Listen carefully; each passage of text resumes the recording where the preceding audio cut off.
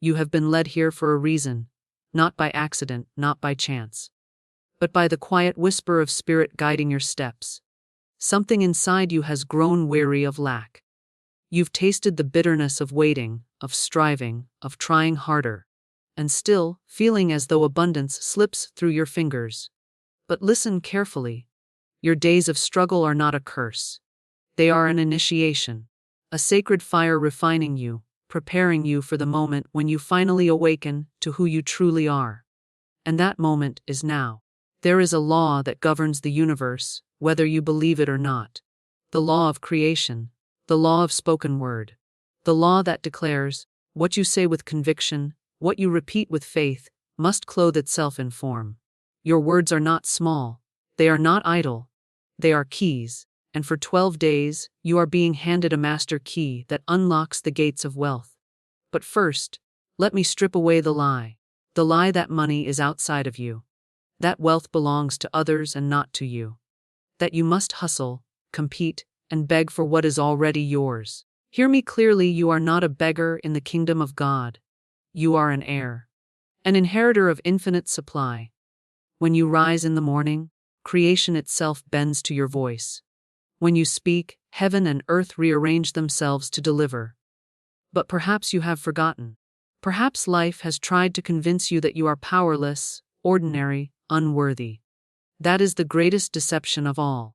Because the moment you awaken to your authority, the moment you dare to speak as one with dominion, the chains fall, and money begins to flow like a river with no end. For 12 days, you will speak a decree. Not a wish, not a hope, a decree sealed in the invisible, carved into the fabric of reality. And as you do, you will not merely invite abundance. You will command it. You will remind wealth of its rightful place at your feet, in your hands, surrounding your life. Listen to me. There is a vibration in your words. Every syllable carries weight. Every declaration you make plants a seed in the soil of the unseen. And when that seed is watered with repetition, with feeling, with unwavering faith, it must break open. It must bear fruit. It must multiply. So for 12 days, I want you to rise each morning and declare, I am wealth. I am abundance. I am one with the infinite supply of God, and I will never be broke another day in my life. Say it aloud. Say it slowly. Say it as though the walls of your room are listening. Say it as though every dollar in the world is straining to hear your command. Do not whisper. Do not beg. Proclaim it. With authority, with fire, with the certainty of one who knows the universe is conspiring in their favor. Because something miraculous happens when you repeat a truth for 12 days. It bypasses the doubt of the mind. It rewires the very blueprint of your spirit. It takes root so deeply that poverty can no longer find a home in you. It shifts your identity, and once identity shifts, reality must obey. You are not chasing money. Money is chasing you. You are not searching for opportunities. Opportunities are searching for you. You are not reaching out for scraps. You are commanding the banquet table of the universe to be set before you. For 12 days, this will be your holy work. This will be your ritual. This will be your covenant with abundance. And as you declare it, expect doors to open. Expect unexpected blessings. Expect provision to arrive in ways that defy logic, because you are no longer living by logic. You are living by law. By divine law. The old identity is gone. The broken self, the fearful self, the one who worried about bills and debts. Buried, gone, erased. And in its place rises the true you. The royal you. The magnetic, irresistible, prosperous you. So hear me. This is not just a phrase. This is a resurrection. This is a turning point. This is a covenant between your soul and the source of all wealth. Say it for 12 days and watch. Watch the invisible begin to move. Watch the currents of life bend in your favor. Watch as what once seemed impossible becomes inevitable. Because when you decree it, you declare war on lack. And lack cannot withstand your authority. Now, are you ready to speak as one who commands destiny? Are you ready to step into the circle of abundance that has been waiting for you all along? Then prepare yourself, because the next words you speak will be the beginning of your never-ending supply. Your words are not wishes, they are decrees. When you open your mouth and let sound roll into the air, you are not merely filling space with noise, you are shaping existence. Each syllable carries weight, each vibration bends unseen currents, each declaration writes itself into the invisible blueprint of your reality. And yet, many live as though their words were fragile, powerless, and empty. They speak casually, carelessly, as if the tongue was not the instrument of creation itself. But you are awakening to something greater. You are awakening to the truth that your speech is sacred, and what you say with conviction must come to pass. You do not beg, you do not plead, you do not whisper your desires into the void. You decree them, as one vested with authority from the infinite source of life. There is a vast difference between wishing and decreeing. Wishing is the language of the powerless, a soft hope that maybe, if fortune allows, something might happen. But decreeing is the language of kings, of prophets, of creators who know that when they speak, the universe rearranges to obey. When you decree, you are not asking life for permission. You are commanding life to align with the vision already written on your soul. You are not waiting for circumstances to improve, you are summoning circumstances to bend and reshape themselves according to your word. Think of ancient rulers who spoke and nations moved. Their decree was law. They did not send out a hope, they sent out an order. And you, though you may not sit on an earthly throne, carry within you the same spiritual authority. When you say, "I am wealthy," you are not pretending. You are activating the code of wealth embedded in your divine design. When you declare, "I am abundance," you are not exaggerating. You are releasing into motion the truth of your eternal inheritance. The universe does not respond to the weak murmur of wishful thinking.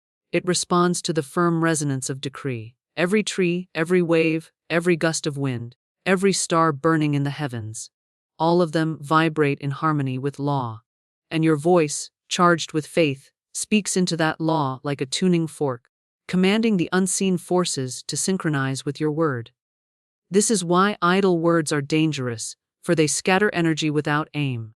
But when your speech becomes deliberate, when every statement is infused with authority, you step into your role as a creator in the image of the divine. Too often, people beg for what is already theirs. They cry out for wealth, for love, for opportunity, unaware that these are not outside prizes to chase but inner realities waiting for a command. You are not a beggar in the kingdom of spirit. You are an heir, and heirs do not beg, they decree. You were not placed on this earth to live small, waiting for crumbs. You were placed here to speak with the authority of one who knows the inheritance is already secured. When you decree, you bypass the logic of the mind. You bypass the doubts that whisper, "It cannot be done." And you speak as though it already is. This is why the most powerful words begin with "as I am." They are not future tense. They are not someday. They are now. They are the embodiment of being. And the moment you declare "I am," reality rushes to make it visible. To decree is to stand tall within your spirit, to lift your head high, to let your voice ring with certainty. It is to reject the posture of the beggar and take the stance of a ruler. You do not shrink before life, you expand. You do not wait for wealth, you summon it. You do not hope for freedom, you declare freedom, and in declaring, you become free. This is why you must treat your words as treasure, as weapons, as instruments of creation. Every time you open your mouth, ask yourself, am I wishing, or am I decreeing? Am I speaking as one uncertain of my place in the world, or am I speaking as one who knows the throne is mine by right? The universe does not negotiate with hesitation. It bends for certainty, for authority, for conviction. Your decree is not limited by what you see right now. Your bank account, your surroundings, your current circumstances. They hold no power over the decree. For the decree is not bound to the seen, it governs the unseen. It goes forth into the invisible, into the soil of possibility, and begins to call forth fruit. And in time, the fruit must appear, for the law of spoken word cannot be broken. So take your words seriously. Guard them. Empower them. Shape them with intention. Let every sentence be a proclamation of who you are, not who you fear yourself to be. Let your mouth be the gate through which heaven pours into earth. Let your speech remind every cell in your body, every atom in your space, every current in the ether, that you are not one who wishes, you are one who decrees. Lack is an illusion. It has no true power, no real substance, no eternal place in the order of creation. What you call lack is nothing more than a shadow projected by fear, a mirage that convinces you something is missing when in truth, everything has already been provided. You were born into a universe overflowing with supply, a living ocean of abundance that never runs dry. Yet somewhere along the way, the world taught you to believe in scarcity. It taught you to measure wealth by numbers on a screen, by coins in a purse, by possessions that come and go. It taught you to see yourself as separate from the source, to imagine that others have what you do not, that provision belongs to them and not to you. But that story is false. It is a veil over your eyes, and now it is being lifted. You are the heir of infinite supply. From the moment of your first breath, the current of life itself has been flowing through you. Air fills your lungs without cost. Sunlight warms your skin without demand. The earth sustains you with water, food, and beauty. Creation does not ration itself to you, it pours itself out in generosity. Why then would money be any different? Money is only one expression of that same infinite supply. One of the countless ways the universe delivers provision. To believe you are separate from money is to believe you are separate from life itself, and that is impossible. Money is your servant, not your master. For too long, people have bowed their heads to money as though it were a tyrant, as though it held the final say over freedom, choice, and possibility. But money was never designed to rule you.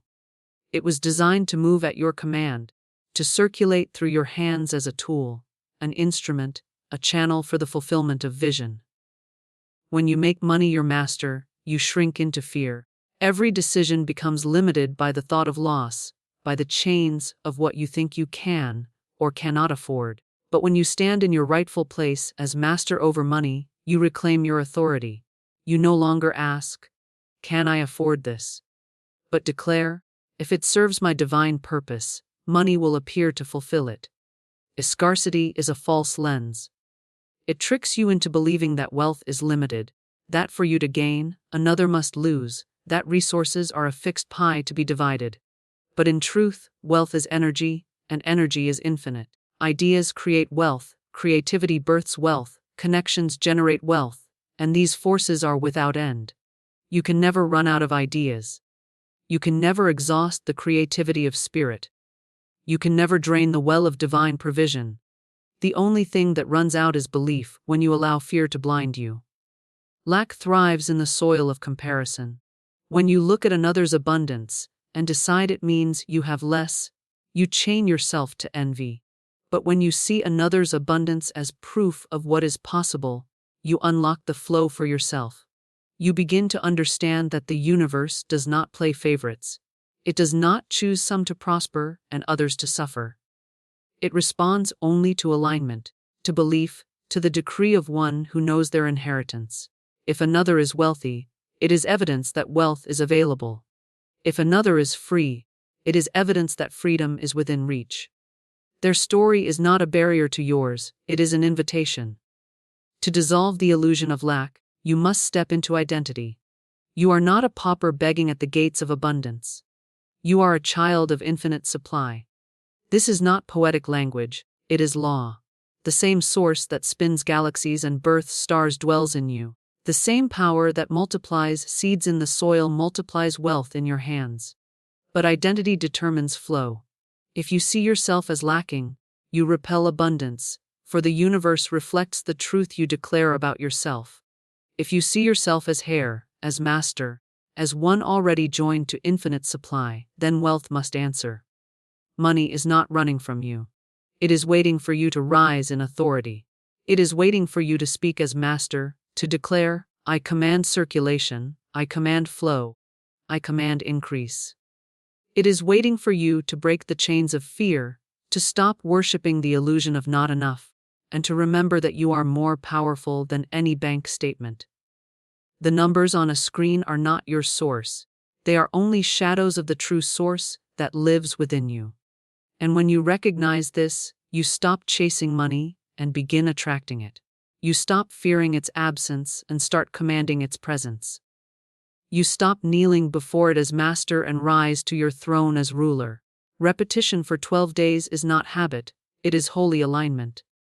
There is something sacred about the rhythm of persistence, the steady beating of a declaration repeated until it takes root in the deepest chambers of your being. People think repetition is about memory, about training the mind to recall a phrase. But repetition is far more powerful than memory. It is the hammer that breaks the stone of doubt, the water that wears down the rock of resistance, the flame that burns away the veil between what is imagined and what is real. When you speak a truth not once, not twice, but again and again with unwavering faith, you are chiseling identity, you are sculpting reality, you are aligning yourself with divine law. The human mind resists change. It clings to the familiar story of who you have been, even when that story is filled with struggle, fear, and lack. The mind loves its old patterns, its cycles of limitation, its cage of predictability. But when you introduce a new word, a new decree, and you repeat it without ceasing, you begin to overwrite the script. At first, the mind pushes back. It whispers, "This cannot be true, you are only pretending, nothing is changing." But as you continue, the old voice grows weaker, and the new voice grows stronger, and by the 12th day, you are no longer pretending, you are becoming. 12 is not an accident. 12 is the number of divine order, of spiritual government, of completion and authority. For 12 days, you are not merely speaking words. You are placing your life in alignment with divine structure. You are setting your house in order. You are rewriting the foundation of your identity. With each repetition, you are anchoring the truth deeper, until it no longer feels like something you are saying. It feels like something you are, and when it becomes who you are, reality has no choice but to bend and conform. Do not think lightly of the power of daily decree. A single spark is powerful, but a flame that burns without pause transforms everything it touches. One declaration may stir the air, but a declaration repeated becomes a storm, a force impossible to resist. Every time you speak, the unseen listens. The first day, the soil of the unseen receives the seed. The second day, the roots begin to push through the darkness. By the 12th day, what was invisible breaks into visibility. Repetition births manifestation, because the law cannot deny sustained alignment. This is not about habit, it is about transformation. Habits live in the realm of the mind. Alignment lives in the realm of the spirit.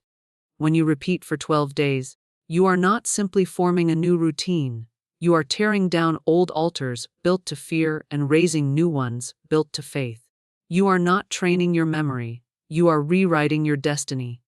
You are allowing the truth to penetrate every layer of your being until it becomes impossible to separate the word from the self. The body begins to believe what the spirit declares. By the 12th day, your posture changes. You no longer speak with hesitation, you speak with fire. Your cells vibrate with agreement. Your energy shifts, and those around you feel it even before they see results. Money feels it. Opportunity feels it. The universe itself feels it. Because repetition creates resonance, and resonance draws all things into harmony. At first, the words may feel like a garment too large, something you are trying on that does not quite fit. But keep speaking. Keep declaring. Keep affirming. Day by day, the garment begins to mold to your shape. Or rather, you begin to grow into it. By the 12th day, it is no longer too large. It is yours. It is you. It is the true identity that was waiting to be revealed. 12 days of repetition is 12 days of resurrection. Each morning, you wake and rise into the truth again. Each night, you lay down, and the words echo in your spirit as you sleep. They begin to weave themselves into your dreams, into your thoughts, into your choices. Repetition carves a new channel through which life flows, and once that channel is open, abundance begins to rush in like water breaking through a dam. Do not mistake the simplicity of the practice for weakness. The most powerful forces are often the simplest. A seed looks small, yet within it is the potential for forests. A word looks light, yet within it is the force of creation. Repetition is the watering of that seed, the steady sunshine that calls it to grow. The universe cannot resist what is spoken in rhythm, with persistence, with devotion. What is repeated becomes rooted, and what is rooted must grow. 12 days is enough to silence the old voice of lack. 12 days is enough to shift the inner current. 12 days is enough to awaken the memory of who you truly are. And when identity shifts, everything else must follow. Identity is the magnet of wealth. When you shift who you are, money has no choice but to follow. The flow of abundance does not begin outside of you. It begins within the image you carry of yourself. The world mirrors back what you believe yourself to be, not what you wish to have. If deep down you still see yourself as struggling, as unworthy, as someone destined to live small, then even when opportunity appears, it slips away. But when you see yourself as chosen, as powerful, as one already joined to the river of supply, wealth begins to flow as naturally as breath. You do not chase it, you draw it. You do not beg for it, you attract it. You become magnetic, irresistible, inevitable. Money is not loyal to effort alone. Many work hard, many strive, many grind from dawn to dusk, yet still they find themselves empty-handed. Why? Because effort without identity is labor without fruit.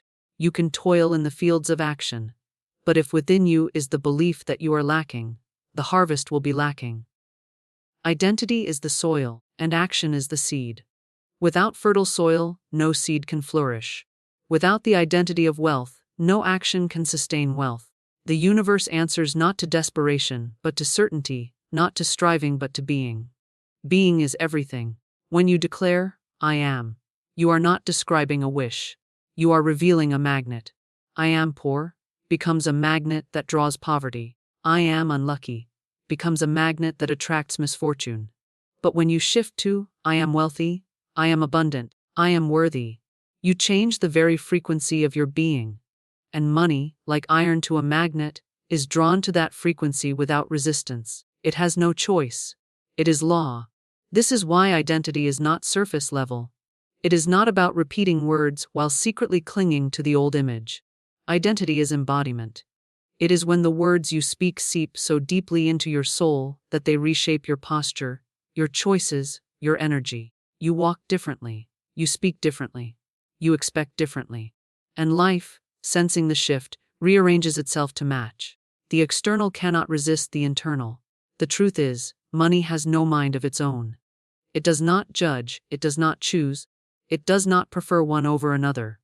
It simply flows to identity.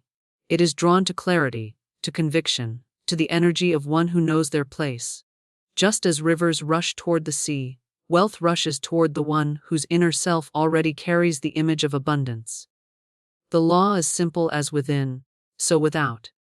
Consider the difference between someone who thinks, I hope one day I will be wealthy, and someone who knows, I am wealth in human form. The first lives in postponement, forever chasing, forever waiting, always confirming their identity as someone who does not yet have. The second lives in embodiment, walking as though the promise is already fulfilled, carrying themselves as though wealth is simply an extension of their being. And wealth, sensing no resistance, flows to them as naturally as a shadow follows the body. Identity is the secret current that determines direction. You may pray for abundance, speak of abundance, dream of abundance, but if your inner identity still whispers lack, then lack will remain. Yet the moment you rewrite identity, everything changes. You do not need to force money to come, you only need to align with who you already are. The magnet does not chase the iron, it simply pulls it. The sun does not chase the plants, it shines, and the plants turn toward it. You do not need to chase wealth, you need only shine in the truth of who you are. Identity is not formed by accident. It is shaped by repetition, by belief, by choice. Every day, you are sculpting your self-image, whether consciously or unconsciously. The danger is in letting the world sculpt it for you. If you let the opinions of others, the failures of the past, The appearances of current circumstances define who you are. You will always live bound by their limits. But when you take authority over your identity, when you declare with fire who you choose to be, you break free of those chains. You rise into a higher frequency. You step into the image of the abundant self, and in that moment, wealth begins its journey toward you. The wealthy identity is not arrogant, not fearful, not desperate. It is calm, confident, generous, expansive. It knows that money is not the source of power, but a reflection of it. It knows that true wealth flows from within and only mirrors itself in form. When you carry this identity, your decisions change. You no longer shrink back from opportunity, for you know you are worthy of it. You no longer sabotage success, for you know you were designed for it. You no longer fear loss, for you know the source cannot run dry. Shift identity, and the world bends to meet it. Shift identity, and lack dissolves like mist in the morning sun. Shift identity, and you realize wealth was never outside of you. It was always waiting for you to remember who you are. Every declaration plants a seed in the unseen. Watered with faith, it must bear fruit in the seen. The invisible realm is the womb of all creation, the place where words take root before they appear as form. When you speak, you are never simply making sound. You are sowing. Your mouth is the hand, your words are the seed, your faith is the water, and your persistence is the sunlight. Every phrase you release carries within it the potential of a harvest, a future waiting to unfold.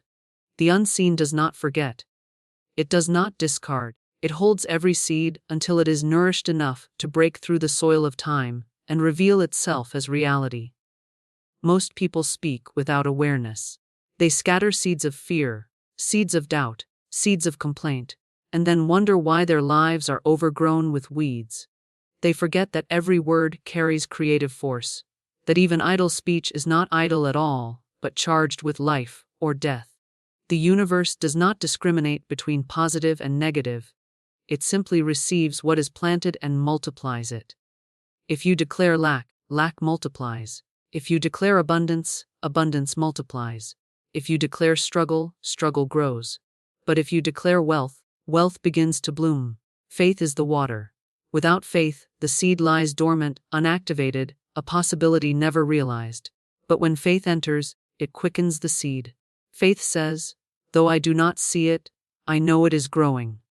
Though nothing appears yet, I know the roots are spreading. Though the soil looks unchanged, something is shifting beneath the surface. Faith does not demand instant harvest. Faith knows the process is sacred, that unseen growth precedes visible results. Faith is the steady rain that tells the seed, keep pushing, keep breaking, keep rising. And in time, the seed cannot resist. It must bear fruit. Do not despise small beginnings. When you first declare, nothing may seem to change. The soil of your life may look the same. Your circumstances may mock you, whispering, your words are empty. Nothing is happening.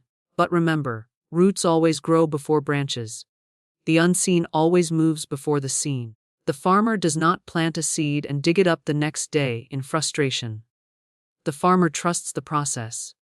And you must do the same with your declarations. Trust that what you cannot yet see is already underway. Trust that the invisible is already rearranging itself on your behalf. Consistency is sunlight. A single day of speech may stir the soil, but it is the daily repetition that provides warmth, energy, and strength.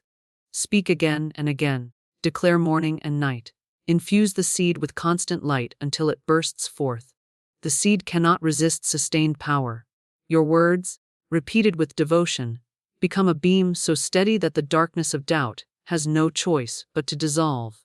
This is why declarations must be spoken with conviction. A weak seed tossed without care will not survive.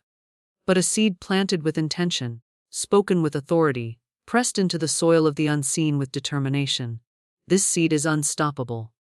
When you say, I am wealth, say it as though the earth itself is listening. When you say, abundance flows to me, say it as though the air is charged with obedience. When you say, I can never be broke another day in my life, say it as though heaven and earth are rearranging themselves to confirm it. For in truth, they are. Patience is trust in the law. You do not demand fruit before its time, but you know that fruit is inevitable. You do not question whether the harvest will come, you only ask when. And in that certainty, you allow the process to unfold. Impatience uproots the seed, doubt poisons it. But patience and faith together nourish it until it must break open. The unseen cannot hold back forever. What is sown in faith must appear in form. Understand this: the fruit always matches the seed. If you plant words of wealth, you will not harvest lack. If you plant words of abundance, you will not reap struggle. The law cannot be mocked.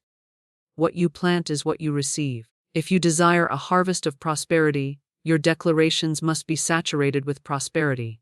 If you desire overflow, your words must carry the vibration of overflow. Do not expect to speak of debt, of fear, of insufficiency, and somehow reap freedom. The soil only gives back what you place into it. The unseen realm is infinitely fertile. It does not reject, it does not resist, it multiplies whatever is sown. That is why awareness is everything. You cannot afford careless speech. You cannot afford to speak lack while hoping for wealth. You cannot afford to water weeds and expect fruit. Every word is a seed, every repetition is watering, and every declaration is shaping the harvest of your future. So speak as the sower who knows what they plant. Speak with the awareness that your harvest depends on what leaves your mouth. Speak with the certainty that once the seed is in the ground, the law itself guarantees growth. Every declaration plants, every repetition waters, and every act of faith pulls the unseen closer until it steps forward and clothes itself in reality. This is not affirmation. This is resurrection. The death of scarcity, the birth of unstoppable abundance. Affirmations, as most people practice them, are soft whispers meant to comfort the mind. They are often spoken with hesitation, layered with doubt, coated in hope but lacking authority. But resurrection is different. Resurrection is not about soothing the self, it is about awakening the self. It is about calling forth the true identity buried under years of fear, failure, and false belief. It is not the gentle repetition of words, but the thunderous command that breaks chains and summons life, where there once was death. When you speak from the core of your being, you are not affirming, you are resurrecting. Scarcity is not real substance. It is the ghost of an old identity. It is the echo of a version of you who believed in limitation, who bowed before the illusion of lack, who thought money was far away and difficult to reach. That identity served its time, but it is not eternal. It is a mask, a garment, a temporary shadow, and now it must die. Resurrection is not about polishing the old. It is about burying it, leaving it behind, and rising into the new. When you declare abundance with fire, you are laying scarcity in its grave. When you say with conviction, I am wealth, I am supply, I am unlimited, you are rolling away the stone of lack and stepping into the light of your true inheritance. There is a reason words are called spirit and breath. To speak is to breathe life, to animate what is dormant, to awaken what has been waiting. When you declare abundance, you are not creating something that does not exist. You are breathing life into what has always been yours. The wealth has been waiting in the unseen. The opportunities have been waiting in the silence. The overflow has been waiting in the eternal storehouse. Your words are the call, and what you call must answer. Resurrection is the summoning of what has been still, calling it back into movement, calling it back into form. You are not reviving scarcity, you are resurrecting abundance. Scarcity dies because it has no roots in truth. It withers because it was never real power. But abundance rises because it is eternal, because it is your essence, because it cannot be destroyed. Every time you speak with authority, abundance awakens a little more within you. Every repetition is another stone rolling away. Every declaration is another breath of life, filling the chambers of your being. You are not convincing yourself. You are commanding yourself. You are not affirming who you wish to be. You are resurrecting who you already are. Resurrection is violent in its beauty. It does not negotiate with the old. It does not ask permission from fear. It does not whisper politely to lack. It shouts, it breaks, it demands. It is the roar of truth shattering the lie. When you declare abundance, speak it with that force. Speak it as though you are tearing down tomes. Speak it as though you are splitting the ground open. Speak it as though life itself is rushing through you, unstoppable, undeniable, uncontainable. That is resurrection. The death of scarcity means no longer identifying with struggle. It means no longer calling yourself broke, no longer rehearsing stories of loss, no longer bowing to the idea that wealth is rare or unreachable. That identity is gone. Its funeral has been held. You are no longer the one who waits for provision. You are the one through whom provision flows. You are no longer the one who fears bills and debts. You are the one who commands money as servant, who multiplies resources, who walks in supply. This is not pretense. This is not positive thinking. This is the truth rising from within, breaking through the shell of lies that once contained you. When resurrection happens, the atmosphere around you changes. People see it before you explain it. They feel a different energy when you walk into a room. They sense the authority in your tone, the certainty in your step, the glow of one who has risen. Opportunities begin to present themselves, because opportunity is always drawn to resurrection. Money flows because money cannot resist the energy of new life. Connections open because resurrection is magnetic. It awakens others as it awakens you. This is why you must speak not as one reciting, but as one commanding. Do not merely repeat words like a chant with no power. Speak them as decrees, as judgments, as rulings from a throne. Say, I am abundance, and mean it as though you are pronouncing a verdict upon your life. Say, I will never be broke another day in my life. And let it ring as though the gavel of heaven has struck. That is resurrection. When the word spoken carries finality, when the old self has no voice left, when the new self stands and breathes as reality. Resurrection is not slow, it is sudden. One moment, the old identity clings. The next, it is shattered. One moment, you are bound by the memory of lack. The next, you rise with the certainty of wealth. Do not expect it to feel gentle. Expect it to feel powerful. Expect it to feel overwhelming. Expect it to feel like a surge of truth washing everything false away. This is not affirmation. It is awakening. It is not soft. It is fire. It is not future. It is now. And when resurrection comes, nothing remains as it was.